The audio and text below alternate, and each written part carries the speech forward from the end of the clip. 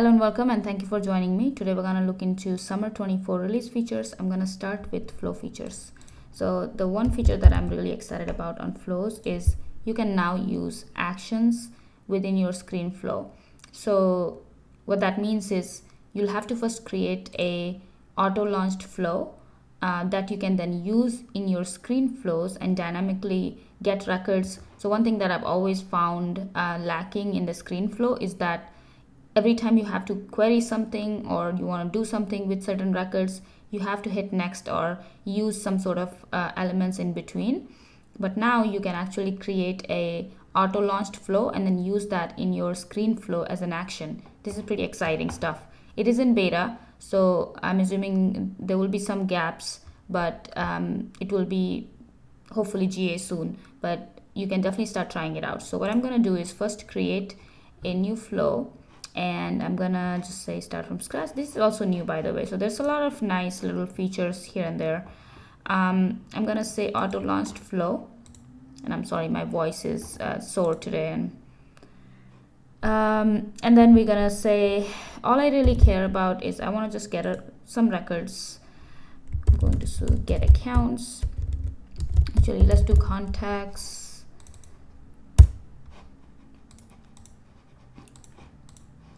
And contact. At this point, this is a very simple auto launched flow. Account ID equals, I'm going to create a variable called account ID. Let's call it var account ID and make it text type. Make sure you're available for inputs. And then I want to store all the records, and I'm just going to create a record collection variable. You don't have to do this, you can just auto assign everything. I like to do it this way. List of contacts. So this is my collection variable where I'm going to store everything, and I'm going to allow multiple values, and this should be available for output. And okay, I gotta actually select the object here, contact, and that should be it here. And let's just pick a couple of fields from contacts. Okay, so we've got just a very simple flow. I'm gonna call it get contacts using account ID, and I'll show you why that's needed. So for now, just create an auto launch flow, activate this flow, and now I'm gonna show you the real magic. Let's start from scratch and create another screen flow, and I'm gonna add a screen element here. So first thing I'm gonna do is actually use a lookup. So the scenario we're trying to do is, let's say you had an account lookup. I'm going to use the account ID field on the opportunity object. So this is how you can actually put a lookup value on the flow. So it's an opportunity object, account ID field. Another interesting note here is, let's say if you did not put the right field name, you'll get an error here, which is also pretty awesome. I think they're working on making the errors more and more better and dynamic before you actually have to save the flow and then find out the error. So that shows you right there. So it's conscious of the actual metadata, which is awesome. So this is my account ID. I'm gonna just maximum selections to 1 because my auto launched is only accepting one variable right now. Okay, so that's my count. Now I'm going to say action button. So you should see a new option here under the input section called action button. And I'm gonna drag and drop that here. And as you do that, you'll see under the action, you'll see all of your auto launched flow. So I just created this one, get contact using account ID. So I'm gonna do that. And the API names get set by default based on your flow name,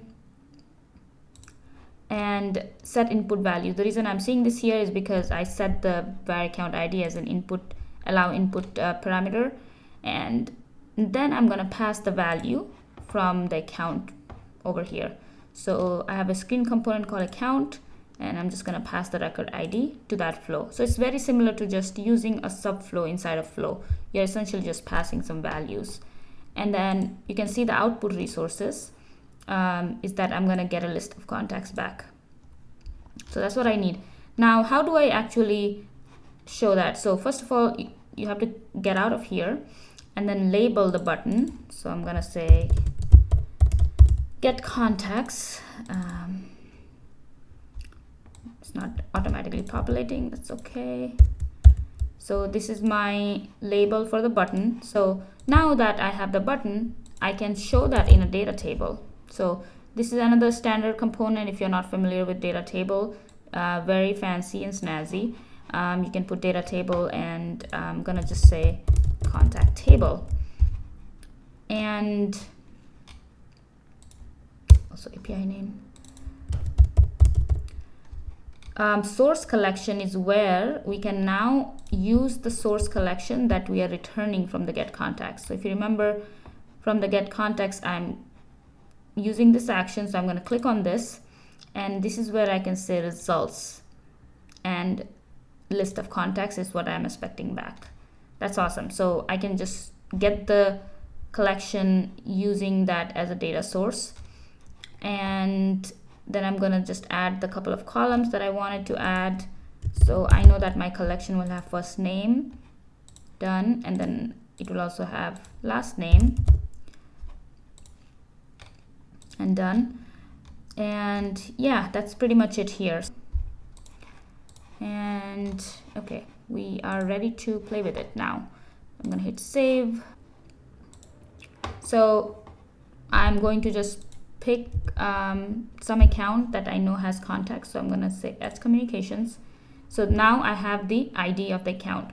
When I hit get contacts, it is going and calling that flow that I created, finding all the contacts, and then the data table is automatically just populating the names. So you can imagine the use cases for this.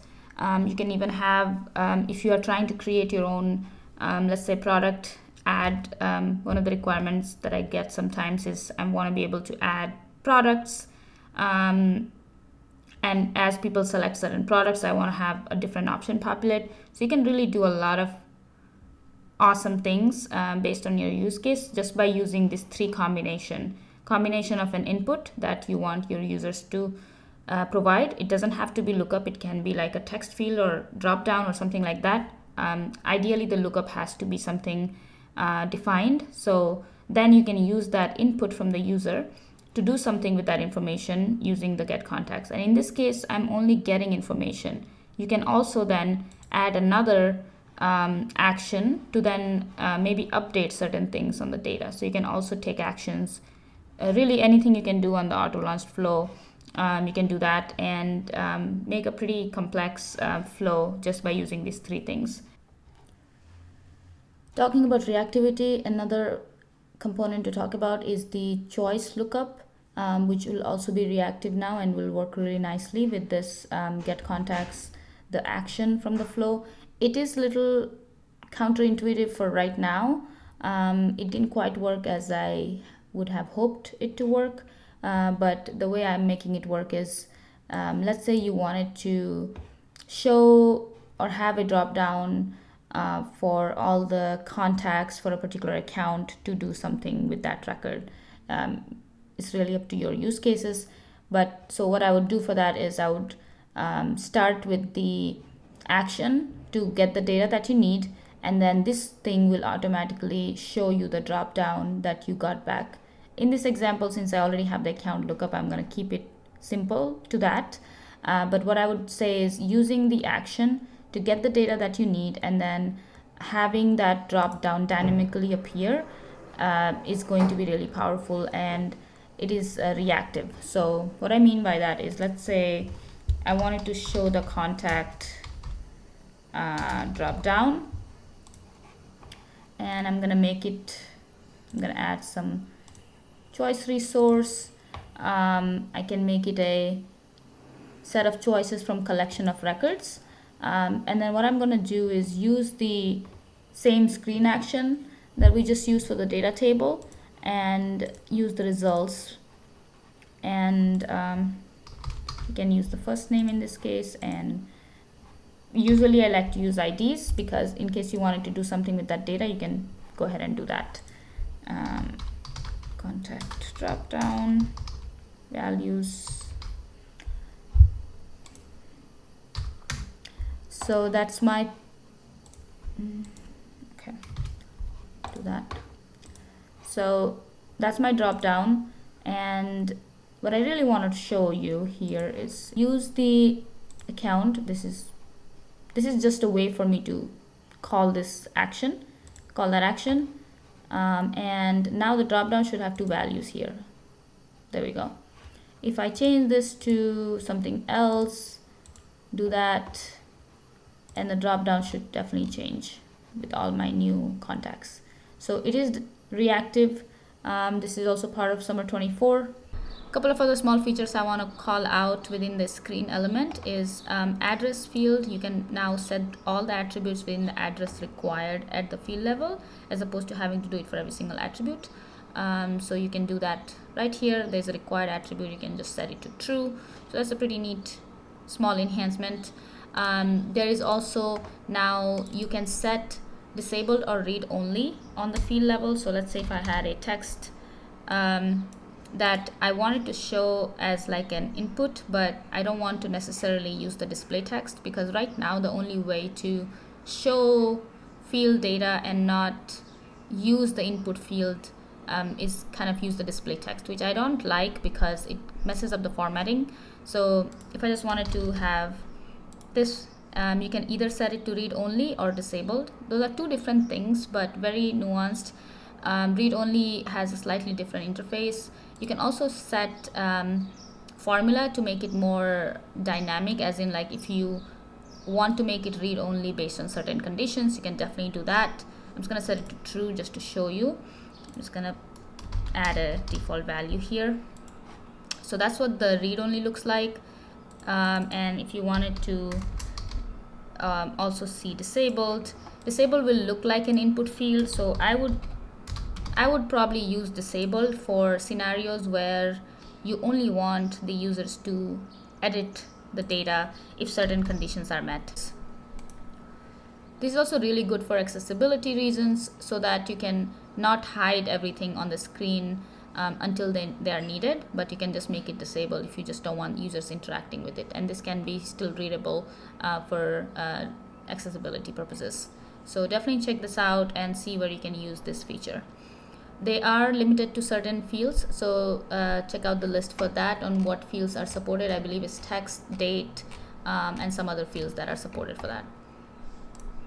Next one I want to talk about, and this is not necessarily for a screen flow, it's anywhere you are trying to create records.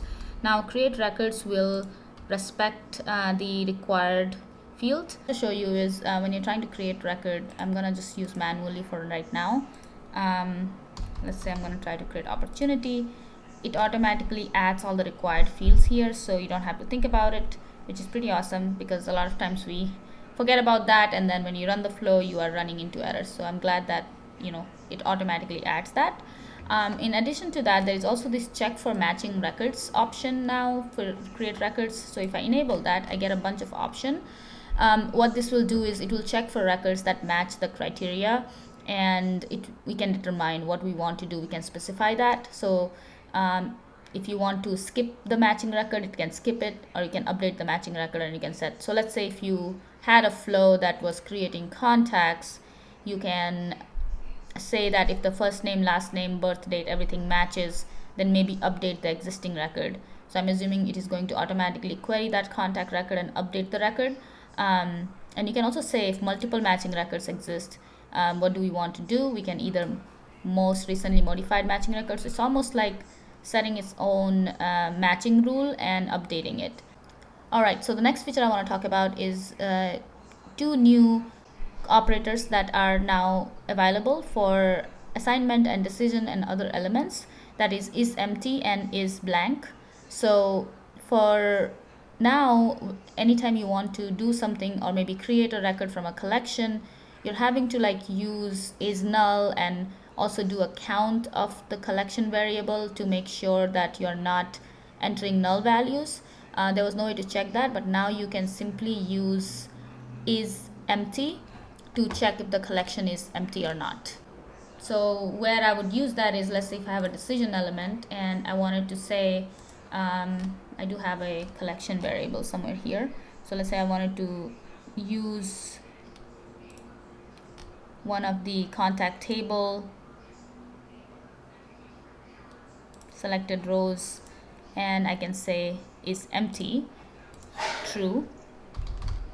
So that's just one way of how I would use this. I also am liking the little icons that are appearing now for all of these different options. So definitely a lot of different look and feel. So that's for collection. If you have a simple text, for example, you can also use is blank to check if a string is empty or not. So is blank is something that you can use before you use the data. So other flow enhancements that are going GA this release, two major ones are the transform element is going GA. I'll probably make a separate video just dedicated on transform. It is usually the combination of loop and assignment, and the repeater element within the screen, which got released last release, is also going GA. Some other general callouts within the flow, please check out the release notes for that. Now let's talk about some of the enhancements within the app builder. So I'm going to go to Lightning App Builder. There are some enhancements around the Lightning pages. We can now set visibility on tab. I'm really excited about this one because I have use cases where I've got tabs but everything else is hidden within the tab. Now I can just hide the tab itself, so you are getting now component visibility within the tab. So it works like any other visibility. You can set it based on the record field, advanced, or device as well.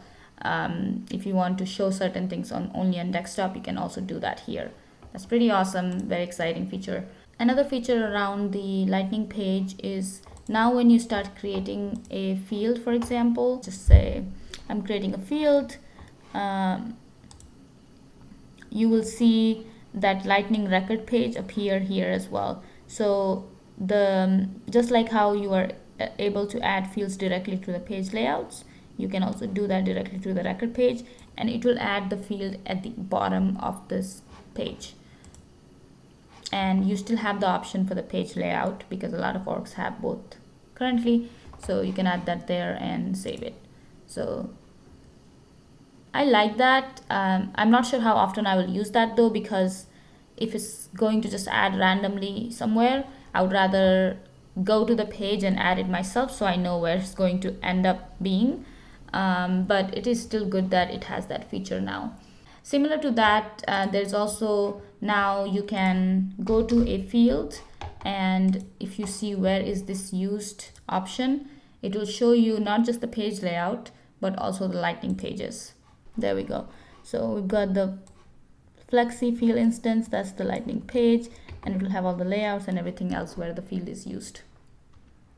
And then I'm going to talk about one of the features that I am personally very excited about is the being able to see the user's access in one place.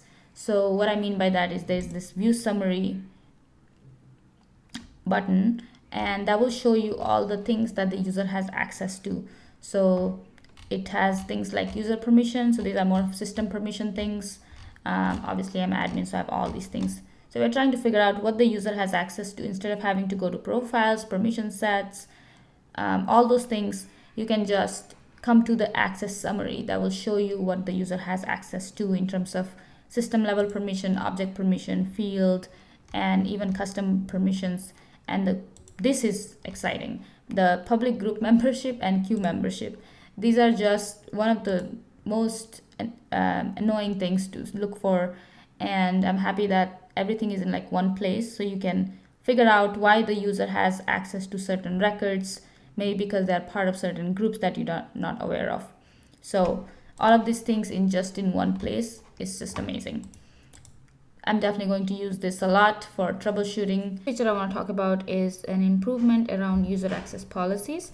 And if you haven't started using user access policies yet, I highly recommend checking them out because it's very handy. You may already have automations in place just to do exactly the same thing. So maybe consider moving some of those automations to user access policies. Essentially what they do is you can define rules and assign things to users based on certain criteria. So let's say you wanted to assign a permission set group to a bunch of profiles or groups, or even based on user field. So once you create the user access policy, you'll be able to set the applicable users and what actions you want to take. In this case, I'm setting all my system admin profile users and assigning them this group. The enhancement here is now you can order how you want to run your user access policies.